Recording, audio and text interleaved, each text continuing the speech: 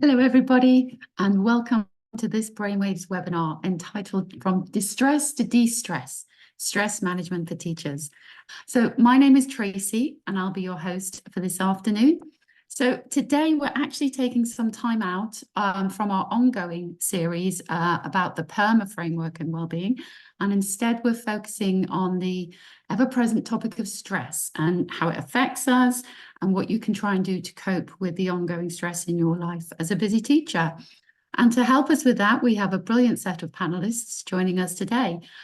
Firstly, I'd like to introduce Julian Turner. Julian is Director of Education here at Brainwaves, as well as being a director at Camden Learning, the School Improvement Partnership in Camden. And he's also a director at The Day, the online newspaper that turns news into lessons. Hi, Julian. Hi, Tracy. How are you? I'm very well, very much looking forward to this because we have very special guests today, don't we? We do indeed. So today I am delighted to say that we have got with us making his debut on the Brainwaves webinar series, the Professor of Cognitive Health at Oxford University, John Gallagher. And John is also the principal investigator at Brainwaves. So he is running the research side of the project. John, welcome, and you must be delighted at the enthusiasm that schools have shown to be part of Brainwaves.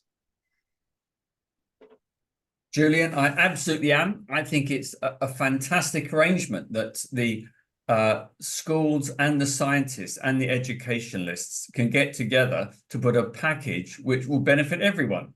So it's going really well. I'm absolutely delighted. But for anybody out there who'd like to join and become one of our research schools, there is always room for more. That's great. So please just put your just put a message in the chat, and our colleague Tara will respond to you and take your name. Amazing. Thank you, John. Thank you, Julian. And today we're also going to welcome Cassie Moss, who is head teacher at Yeobury School, a primary school in North Islington. Hi, Cassie. Hello. Did I get that? Did I say that correctly? Yeobury Primary School, yes. Yeobury Primary School. So Cassie has worked in primary education across inner city London schools for nearly 25 years, working as a deputy head teacher and then head of school in Islington's first ever federation, before taking up the headship at Yeobury in 2013. It's brilliant to have Cassie with us here today. Okay, thank you very much, Tracy.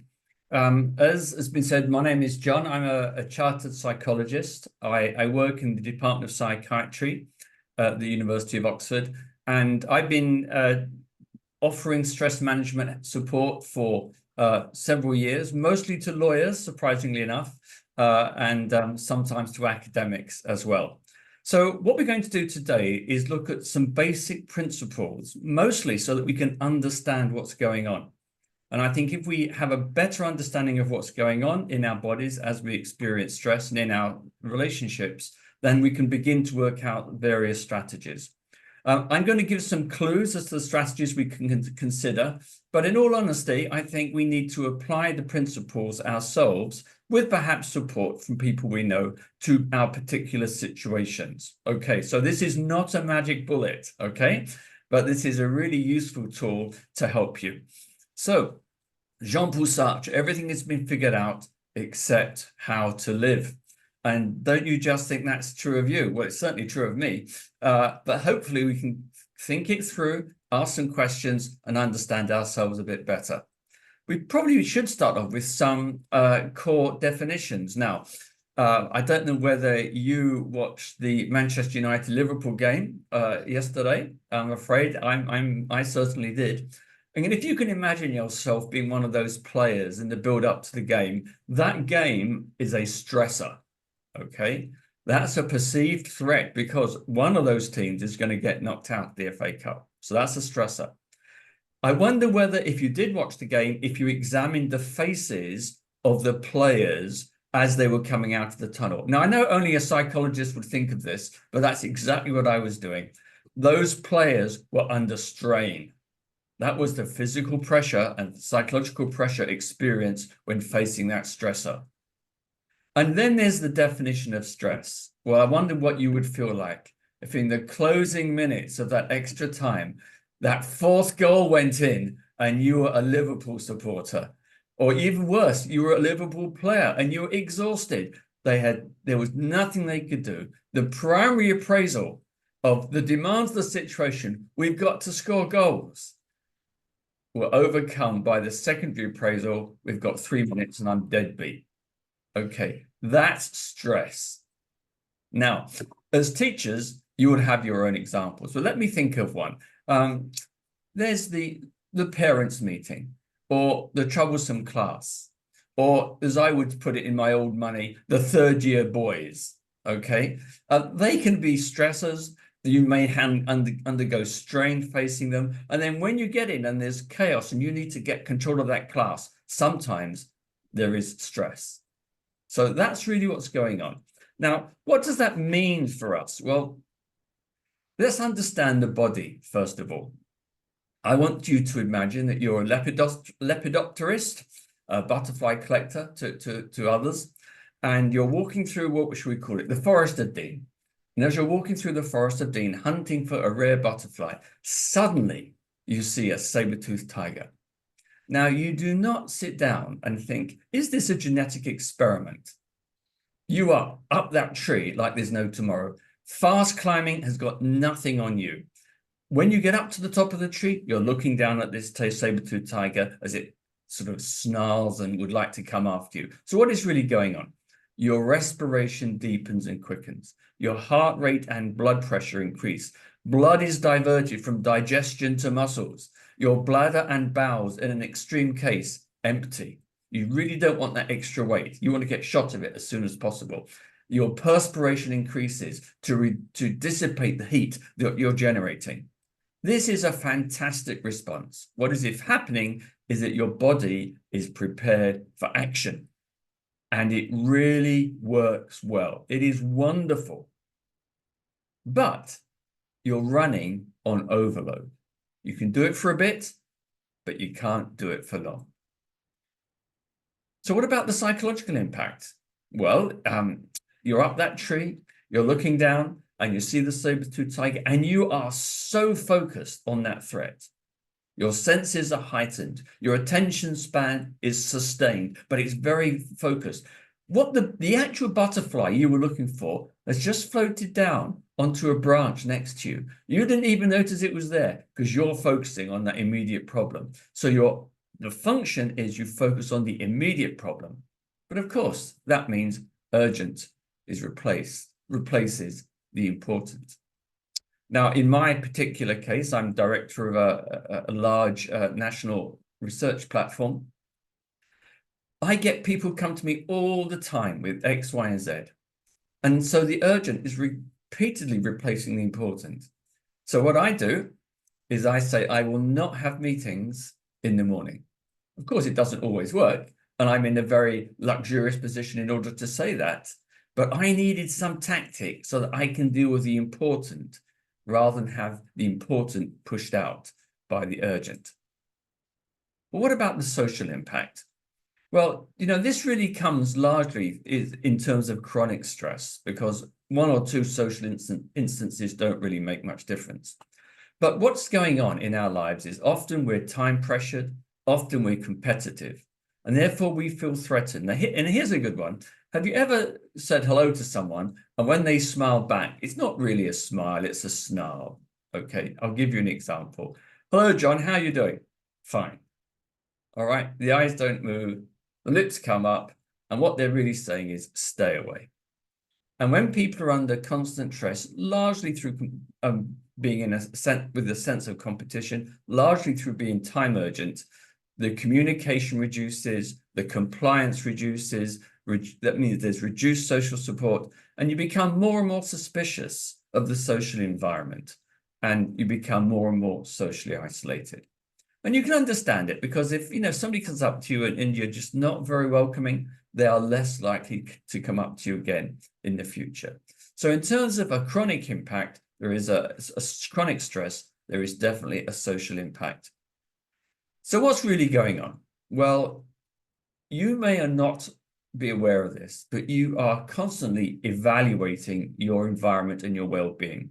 You're saying, are there things which really make me, if you like, uncomfortable, unpleasant affects?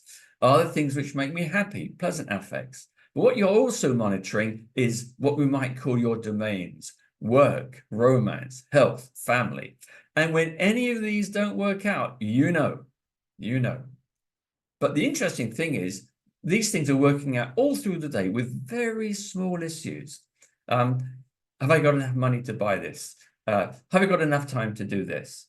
My stomach isn't really very good today. What should I do with this? And they're all built. So there's loads of hassles that we're dealing with throughout the day that we're monitoring. And much of our daily stress comes through these domains that we're monitoring, little issues coming up time and time again, but they all build up and makes it very hard. What about particular events? Sometimes things just happen to us. Here's the Holmes and Rath scale, and it shows you that good things cause stress as well as bad things cause stress. So I could easily add in your situation a school inspection. Okay, as soon as that comes up, oh, I bet your stress hormones go off the scale, and I bet you're working very hard to manage your time and plan and etc. etc. But the answer here, though, is that these things do come and they do go. This is not a lifestyle choice that's going to last forever. This is something that you can plan around. So let's summarize. What is stress? Well, it's a transaction with your environment. It's the mismatch between your primary appraisal, what's going on, and your secondary appraisal, do I have the resources to deal with this? And it is a demand on your resources, but it's due more to hassles by and large than crises. So stress is an adaptive short-term response, really useful, but it's a very maladaptive lifestyle because it exhausts you, it makes you socially isolated. It cannot be eliminated, it can only be managed. But I think the good news is there are really effective strategies for managing it. Thank you. Brilliant. Thank you, John. Quick question that we've had come in terms of the domains, where might money or salary fall into that, if into those sort of categories? Have you any thoughts? Yes, definitely. And that's a really excellent question. Really, money is, if you like, underlies them all. I mean, money is an exchange of resource. In its abstract, it's an exchange of resource. So if you don't have money, and it will affect your work, it will affect your relationships, it will affect your family. So it is fundamental. Good financial management is fundamental to the management of these domains. Okay, thank you, John. That's great. So we're going to just switch pace here slightly and just welcome Cassie again to the conversation. And there's this very specific reason that we have invited Cassie to take part, and that's because, Cassie, you had an experience of feeling burnt out shortly after you took on your role as a head of a large and high-profile primary school. In your experience, how common is that feeling among heads? And could you explain a little about what that felt like for you? Yeah, hello there. Thank you for inviting me. I would say it's actually common in headship full stop. I'd say for both new and experienced heads. In the last years alone, I know at least 4 or 5 colleagues very close to me who've experienced some form of burnout. So I don't believe it is uncommon at all. I think the good thing is that people are starting to be more open about it. Now, yes, I did. Yes, I did have burnout, and I took on a school. So in one sort of sentence, because it was quite a complex situation, I took on an outstanding school which was overdue Ofsted, which hadn't really kept up with times and had been living in a bit of a bubble for sort of at least sort of 6-7 years or so, and staff didn't want change. So just to sort of put that there as to, I suppose, what I was dealing with, and this is about 10 years ago, and I'm still at the same school, so just to sort of put that in there as well. At the time, people weren't very open about mental health, and I think weren't open about mental health at all, and I think that's really important to say. I'd heard of people having a nervous breakdown before, but what I experienced, and I'll explain in further detail, it didn't feel like I was breaking down.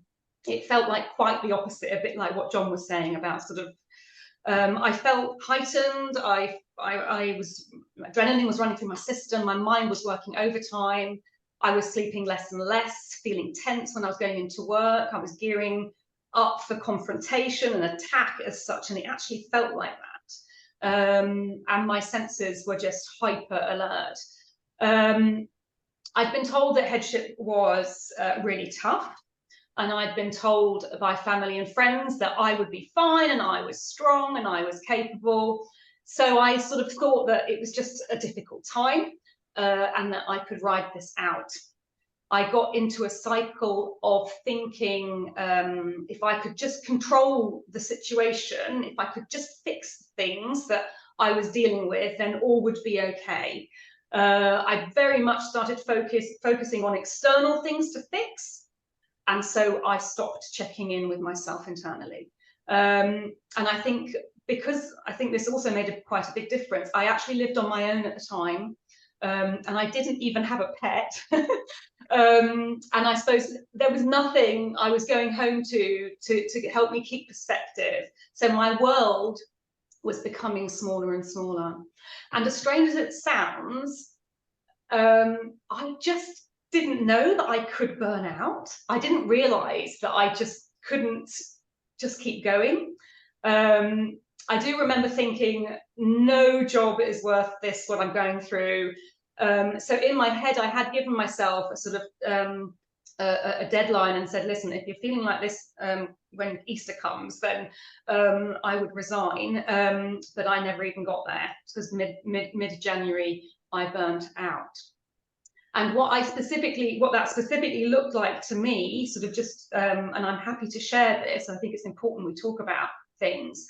And I also know that burnout can take on different shapes and forms with different people, so I just thought I'd be really open about it.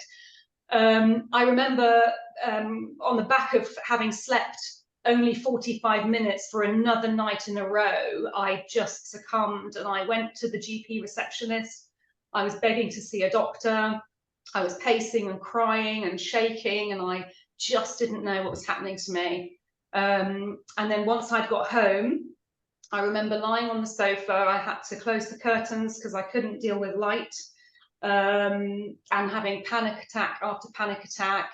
And I remember my friend asking me what I wanted to drink, and I couldn't even, I didn't have the bandwidth to make that kind of a decision left, not even to decide what I needed to drink. So that was my experience of burnout. My goodness, cripes, yes, that's quite intense for you. Thank you so much for sharing that, Cassie.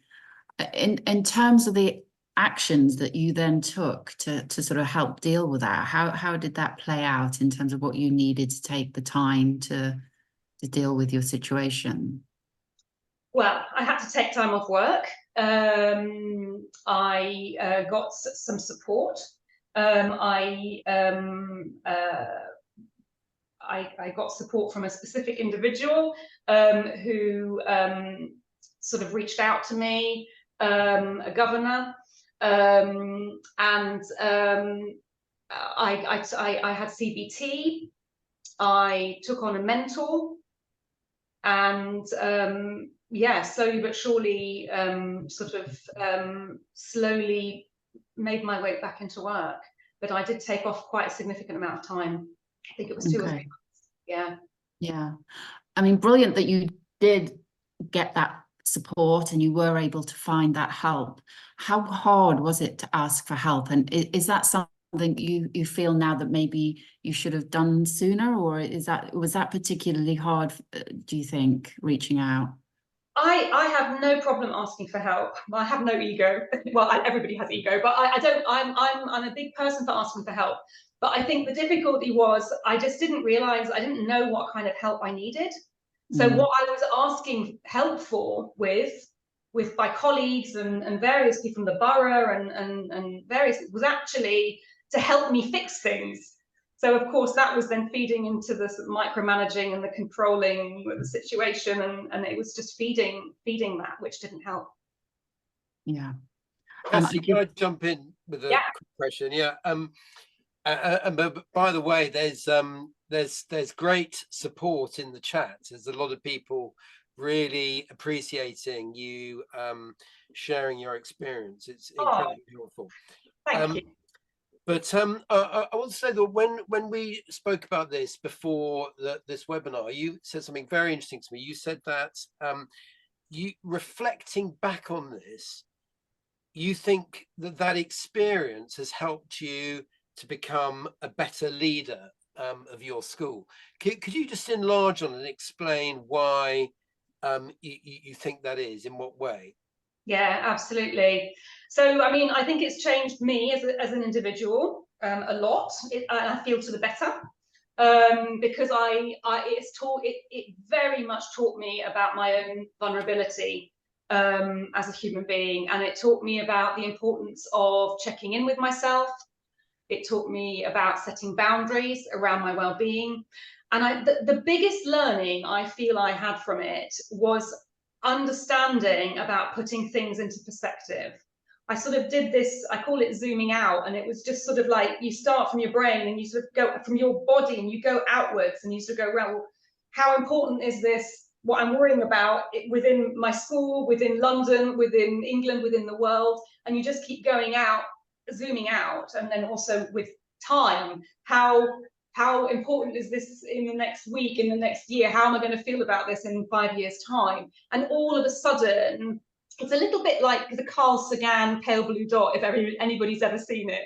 And if they haven't, YouTube it, because I found it fascinating. But I just felt the more perspective I could get, so sort of by zooming out mentally, and then also just like physically seeing perspective. So climbing a mountain, going, or a hill, going to the sea, looking at the horizon, those really made my worries a lot smaller and manageable, and put them into perspective.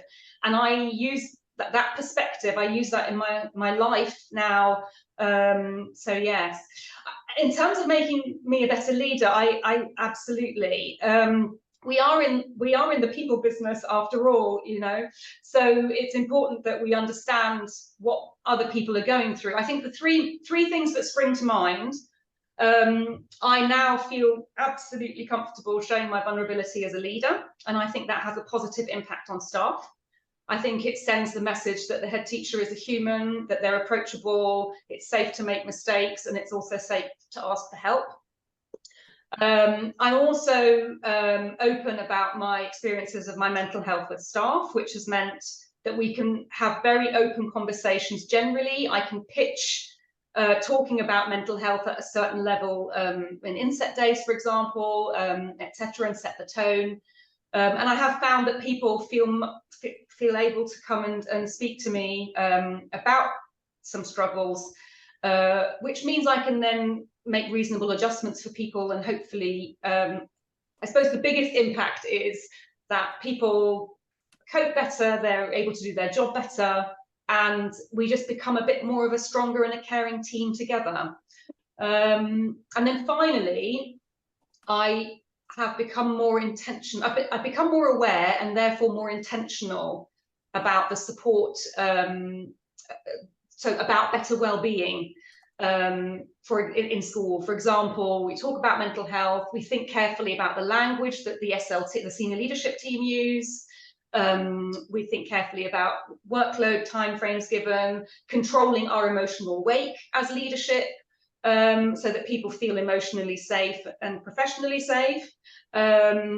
You know, give some of the standard things like giving staff options and choice when possible, letting them control certain aspects of their job, trusting them to do their job well. These are all lots of little things that overall, that intentionally we do every single day to support a better mental health amongst our team. Well, it's amazing to see that you've had such a reaction and that you are able to tell your story so positively. And just to echo everybody's thanks for sharing, Cassie, because as somebody said, you know, the more we can discuss these things, the better we are able to normalize the experience of talking about mental health. So thank you for that. Yeah, brilliant experience to share with us. Thank you. Okay, I cleared up a little bit about the pale blue spot. So thank you, Tara, for posting that. That's amazing. There's a link there if anybody's interested. And so if that's okay, what we're going to do now is just go hand back to John, and we can start to look at some specific ways that we can deal with, some stress management strategies to help us deal with these sort of situations. John, are you okay to share your screen again? Oh, fantastic. There we go. Brilliant. Thank you, John. Okay, so let me just go back to the very beginning. Managing stress is not just doing more. It's not just doing more efficiently. It's actually restructuring your life to bring a sense of control. And that is a really important point. You want to have this mismatch between your primary appraisal of demand and your secondary appraisal of resources available back into balance, okay? And that is the definition of success here. All right, so let's look at some strategies. We're going to look at crisis management, although I suspect Cassie could give a much better definition of that than I can. We're going to look at skills development and then lifestyle development. Okay, let's look at crisis management. Now, Cassie described eloquently burnout, all right? So it's worth working out, you know, understanding that we do need some demand. Otherwise, if we don't have enough demand, we just rust out. And one of my concerns with my staff during COVID, all working from home, is they became socially isolated, understimulated, not necessarily desperately productive. So when you have some demand in a system, you feel good, and you're feeling good because you are meeting the challenges, and that gives you a sense of self-confidence and competence. But as these challenges build up, you sometimes frequently, in fact, hit a cliff or hit a wall, go off a cliff, however you want to describe it, and you burn out. And this is a crisis and needs immediate action. Do not dwell, do not wait to see if anything's going to work itself out. You need to act. And really what you are about is retaking control. Now, you may well need someone to help you. You may well need just to be by yourself. Whatever your strategy is, you are retaking control. So in my case, because I frequently come up to this edge, and you know, with the demands of having to travel and meet big money funders, etc., I did have to reorganize my diary.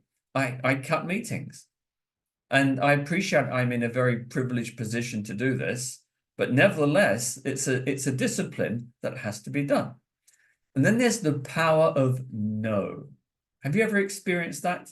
The power of saying, I can't do that, I'm afraid. And that's not to say you're belligerent or unreasonable, then you have to give an account for why. But the sense of control over managing yourself, managing your diary and your demands is really quite something. Then there's restructuring your debt, revisiting deadlines, review priorities. And it's not always easy. I'm not saying it is, but nevertheless, if you're in a crisis situation, you just have to do it.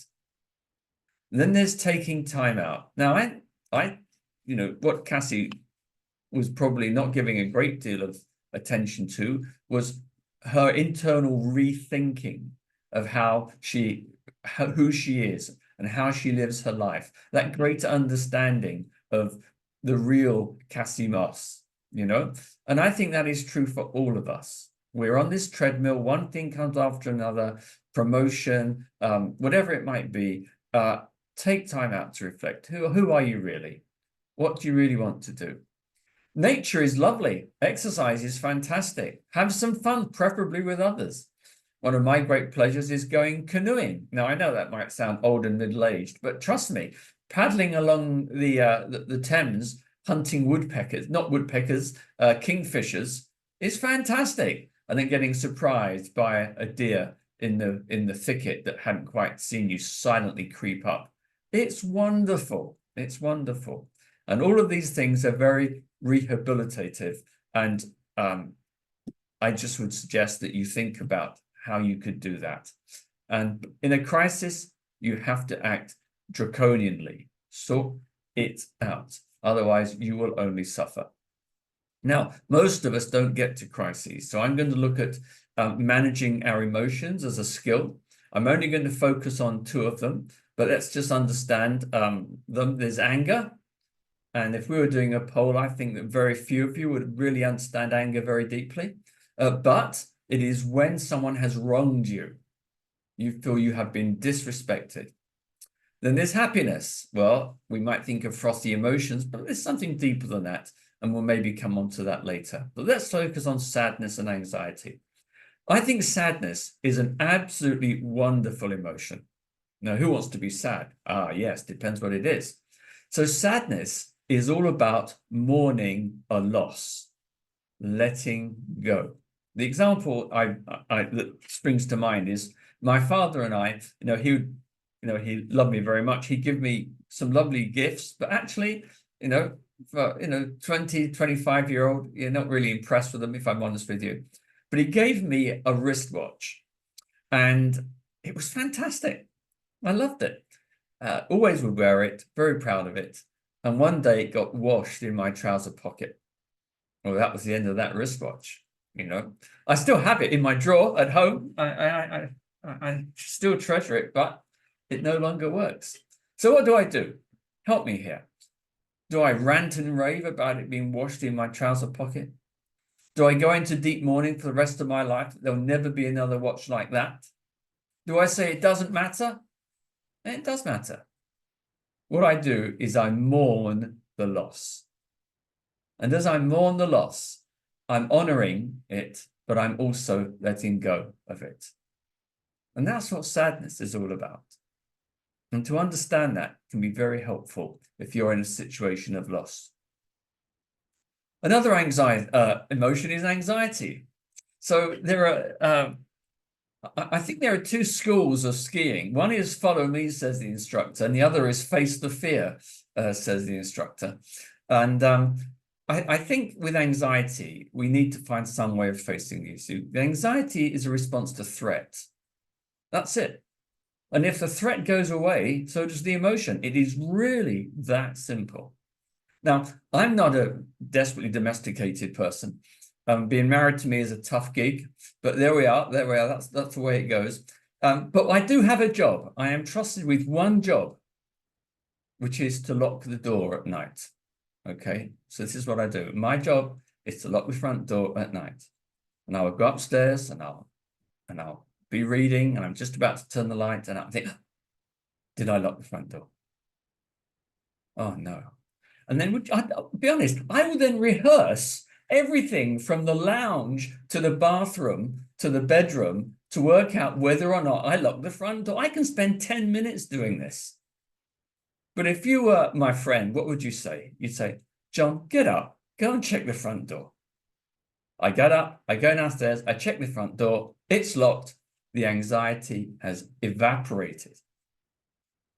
So when we have anxiety, the issue is, what is the issue? Can we reflect and think about what's going on here? Because when we understand what the source of the threat is, we're then in a position to address that. And once we do address it, the anxiety literally just floats away. It's wonderful, absolutely wonderful. Okay, let's go on to the 3rd strategy, which is more demanding, actually. It's the more radical approach. It's really addressing the values behind your lifestyle. But what it really means is addressing your lifestyle in terms of your values. And often, the reason why our values do not relate very well to our lifestyle is an issue of self-worth. We're always trying to prove something. I don't have enough worth. I'm not thought well enough by my colleagues or by my family. I have to prove, I have to perform. And it really is an endless treadmill.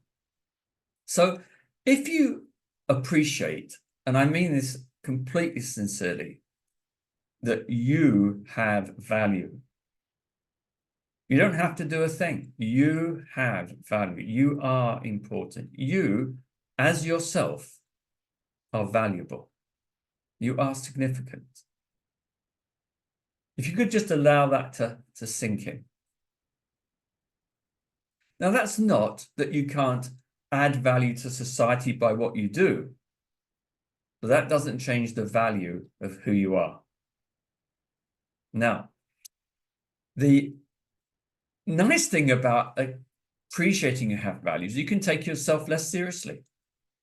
You know, you're not out to prove anything, and you can acknowledge the worth of others because they're no longer your competitors. So how do I do it? Well, I take time out every day to think through the day ahead. I really do. It can be 10 minutes, it can be half an hour, but I'm just in a relaxed place, actually with a cup of tea lying on my bed, if you want to be absolutely personal. And I'm just thinking through the day. And I'm thinking of it in terms of what are my really important goals. Let me tell you about my happy place. Occasionally, and it's not very often, the whole family gets together. So I'm a member of the Three Boys Club. They're married. I've got 6 grandchildren. We get into a room, and I just sit in the corner and watch them. Are there hassles? Of course there are hassles. You know, we're a normal family. Do we irritate each other? Of course we irritate each other. They think I'm a grumpy old man at times. No problem. But actually, in that room are the hopes and fears of 40 years. And it's been the project, and the project is coming along. It is a depth of investment and a depth of happiness, which I count to be very, very precious. It's got nothing to do with the rat race. It's got nothing to do with gaining promotion. It's got nothing to do with having money. It's got nothing to do with being liked or rich. It's actually rich in a much deeper way. So I would invite you to just reflect on how you can relate your lifestyle to your values and how you can think perhaps slightly more deeply about your values. Thank you. Thank you so much, John. That was really reflective, and I think has given us all a lot to think about. Julian, have you got anything you'd like to add in at this stage? Well, just an observation really, which is that just connecting what John was saying with what Cassie was saying earlier, there is that thing about re-evaluating what's important and what that fourth domain that you talked about, John, right at the beginning, that sort of, you know, where meaning is, and Cassie, what you were saying about you know, getting that sense of perspective, looking at the horizon, looking from being high up, that it really is about that, isn't it? It's about being, it's about knowing you are important, but actually you're also not all important, you know. I totally agree. Yeah. I absolutely agree. You know, value is very important, but also to know that you're actually incredibly insignificant is also very helpful. Because sometimes the worries in our mind are amplified, especially when our worlds reduce. So we're worried about getting things done, so we cut out the exercise, or we just cancel that social engagement. We do, you know, slowly our world shrinks and slowly our worries amplify. So that to realize that we're actually just a little speck hurtling through space on this rock is actually I find quite reassuring, and it kind of it sort of yeah, it kind of puts me back in my place in a way. I find that helpful. And So, sorry, Tracy. Go on. No, I was just going to say, so on a practical level, then, you know, if that social element, which seems to be very important, is important to you, and you know, you thrive off seeing your friends, then it is important to keep scheduling them in and to make time and not to cancel them and not to say, oh, I just don't have time for that, or I'm too stressed to bother with friends at the moment, and just really make that time. That's what I was going to chip in and say as one element of what's, you know, what's valuable to you, what's your lifestyle values. Yeah. It's difficult to do that though, isn't it? Mm. Go on, Kathy. Could I share a strategy, which I something that really affected me, which I unpicked in CBT actually, but it's actually helped with a lot of staff that I've spoken to here. They found that they do the same thing. When I start to get stressed, when the stress starts building up, my internal voice starts using language that actually fuels that stress. So I start using words like, I've just got to do this, and I just have to finish that, and I need to do this, and I must get to that and finish that. And there's a lot of musts and need tos, and I have to and got to, and just stopping a minute and thinking about the language with which you're talking to yourself with, and actively then just changing it to something like, ideally, I'd like to, or ideally, I would finish this report today, but actually, if I don't, no one's going to die. Yeah, and it's not the end of the world. And if I don't get this report, ideally, I'd finish this report for governors today, but if I don't, then they'll just have to get it late. Like, if you start to, or I'd like to, imagine saying, oh, I'd like to finish the report today. It changes the feeling of that work, but also it changes the amount of pressure that you put on yourself internally with that sort of narrative that you have, which is probably connected, as you were saying, sort of to a belief system that sits behind those values, John, that you were talking about. Why am I feeling that need to perform and to get everything right and to meet all the deadlines and etc.? So I don't know. I hope that maybe have helped to a couple of people. Well, I think it's really helpful. You know, I occasionally look after one of my grandsons, and he gets very upset if the world's not right. And I said, look, you know, Morgan, it's not the end of the world. The sky is not going to fall on your head. You can see I'm an Asterix fan, which is great until he starts telling me that, Papa, it's not the end of the world. Oh, I've been spotted. John, the question you raised about appreciating your own value, I mean, that can be very difficult at exactly that time. It's often when we are most stressed and we're losing perspective, that actually sometimes it is hard to see that. Could you, and someone in the chat has said, if you can't see your value, then what advice would you give for first steps to sort of getting back in touch with your value? So this is very difficult, because one could always argue on the abstract plane, you know, it's all about your metaphysics or whatever it might be, but none of us really work on that plane. We work on the basis of our relationships. That's where it's from our relationships that we derive our bigger model of the universe. And I think Cassie's point about perspective really captures it. It's all about perspective. So from where do we get the evidence about perspective? Well, I think I view relationships as life's biggest privilege. You don't have to have them. People don't have to give you them. But to have friendships, to offer friendships, for people to reciprocate those friendships, for me, it comes through generosity.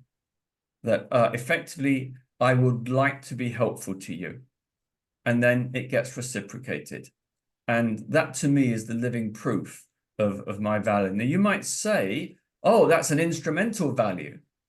But it's not really, because underneath the instrumental operation, there's just a sense of appreciation of who you are. So I think it comes from developing relationships. Excellent point. Thank you, John.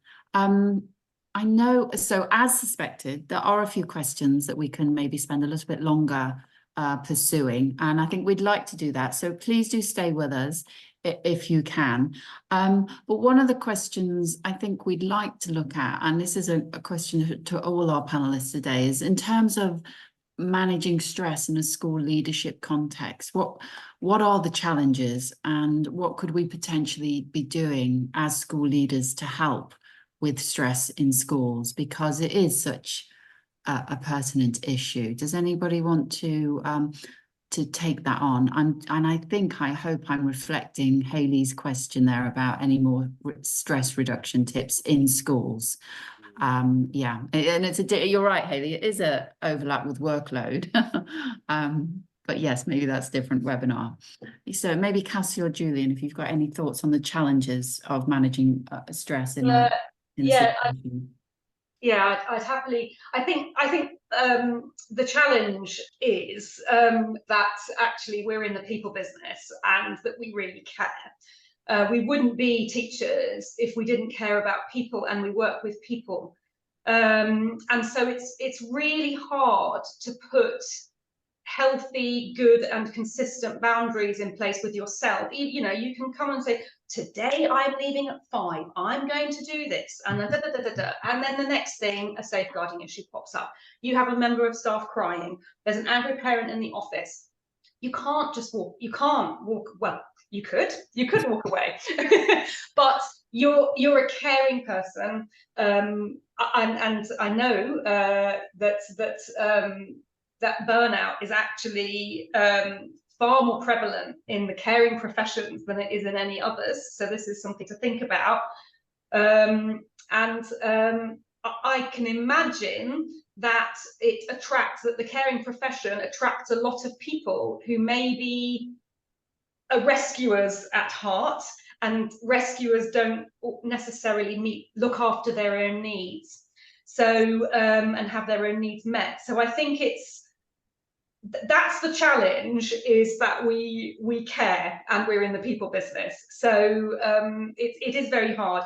I think schools can put things in place. I think I spoke about some of those before.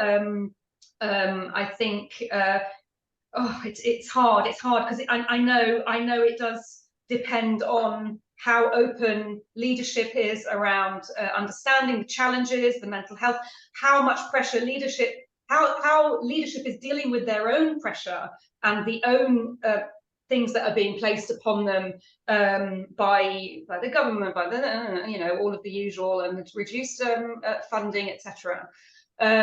So it is very tough. I'd say, and this is absolutely not a pushback and a cop-out, but I really think that mental health and boundaries around your well-being, it has to start with you. It has to start with the individual and understanding their own, what are their behaviors, what are they doing, why are they responding in a certain way, etc. And you know what, if you are in an environment in a school where mental health is not valued and is not understood, then you need to decide if that's the place that you want to be. I think ultimately it starts with you. So that's where it's hard to say schools can do this and schools can do that. So if I could come in there, I see the role of the head teacher, who I would consider to be functionally the chief executive of that school, to be setting the ethos. I think it's the head, basically, even if it takes time when you first get somewhere, to set the culture of the school. And, as Cassie said, if there is a head teacher who is unaware of these issues, working for that person is going to be hard. It really will. But if there is a head teacher who is aware of these issues, to support that agenda will reap dividends throughout the quality of life and, frankly, the quality of the teaching of the school. Somebody earlier in the chat said, I want to work for Cassie. So, but Cassie, you can't use this webinar for recruitment, I'm afraid, so that's not allowed. However, I was going to add one other thing, which is that I think that a lot of the stress ultimately does end up with the head teacher and around and school leaders, and there is other stress that is then transmitted down the management chain, and there is an issue, it seems to me. So I'm talking as somebody who has been a school governor for many years and worked in the, if you like, the kind of school improvement system, and so much of the structures set up around schools are about accountability, and governors, I think, feel that they're not doing a good job unless they're really holding school leaders to account in what can be quite a negative and sort of toxic manner. And actually there's something else that needs to be going on there, as well as holding accountability, which is very important, which is to do with ensuring there is very good alignment between the goals of the governing body and the goals of the head. And if you've got that good alignment, then I think you can get good alignment between the goals of the head and the goals of the senior leaders and all the way down the school. And everybody ultimately should be being motivated by the purpose of the children. I mean, that should be what is sort of the shared goal, is the better well-being of the children. So I think ensuring there's good alignment, ensuring that there is good empathy being practiced within that sort of governing body and those governing body relationships with senior leaders, and again that and also in the senior team, and ensuring that that there is an intelligent an emotional intelligence about the discussions that are had, so that emotional landscape is part of the conversation. It's not a different conversation, or it's not the conversation you have when you shut the door and you're in the tea room. That is actually part of the real life conversation. So I think all of those things are ways in which those people who are supporting school leaders can act to help avoid stress. Thank you, Julian. That's really helpful. I think we've probably just got time for one more question that's come in from Manisha. And I'm not entirely sure if I understand, but if you can see this question, it says, what about teachers and leaders working on things as a matter of compliance rather than effective practices? Does that mean something to you, Cassie, or is it me just being... I can't, I'm not entirely sure what that means. No. Manisha, if you're still there and would like to offer any clarification on that, that might help us answer the question. But yes, thank you for that. There is a very good point about menopausal anxiety, and I agree that knowing that the hormones can be the cause of your anxiety is so helpful and potentially empowering, just that realization that that's what's causing your anxieties.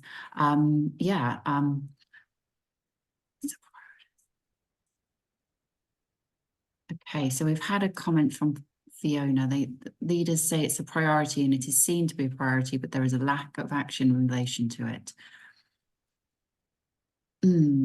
Tracy, I'm quickly going to mention one other thing, which is that another very short Brainwaves advert, which is that our colleague Tara posted in the chat earlier on the link to the Brainwaves lessons, and there is a lesson on stress in our Brainwaves lessons, which has got in it some good tips for all of us. So there is some sort of and there's obviously, you'd expect quite a lot of overlap with what John was saying, but just some, you know, some simple exercises around breathing and doing some simple things that can help to overcome stress in the moment is there.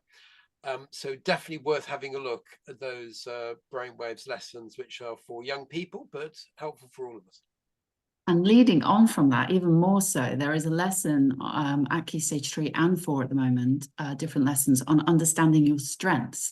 And as a basis for self-worth, there are a whole sessions on understanding your strengths and knowing what they are and using them as a tool to promote your well-being by doing more of what you're good at. So in terms of self-worth, that's even a great way of looking at yourself and trying to develop that self-worth that some people were talking about earlier on if you weren't able to appreciate your own value. Thank you to Fiona. And I think, yes, there is a potential mismatch then between, you know, just being signposted to wellbeing strategies, but there being no real ethos behind those in understanding, you know, the need to reduce workload, to relieve workload. So again, I think, yes, I understand that that is a situation or organizational situation you might find yourself in, which is very, very difficult. Anyway, I think we will draw the webinar to a close now. Thank you so much to everybody who's added a chat and into the comments. That's been so helpful to get your views and thoughts and things. So all that's left for me to do today is to thank our panelists. Amazing they've been today. Thank you, John. Thank you, Cassie. Thank you, Julian. It's been a pleasure to have you all today. I hope everybody has enjoyed the conversation. And thank you, everybody, for joining today. Hopefully, we will see you at another Brainwaves session very soon. And yes, take care and we'll see you all soon. Thank you, everybody. Bye-bye. Goodbye.